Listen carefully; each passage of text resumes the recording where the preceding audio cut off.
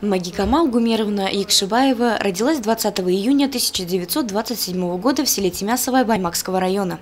В 14-летнем возрасте она вместе со своими родными проводила на войну отца, который погиб спустя год под Харьковом. В столь юном возрасте Магикамал Гумеровна уже познала, что такое смерть близких, голод и тяжелая физическая работа. За многолетний добросовестный труд ветеран Великой Отечественной войны была награждена многочисленными медалями. В 2016 году Магикамал Гумеровна получила уютную светлую квартиру в новом доме по улице Островского.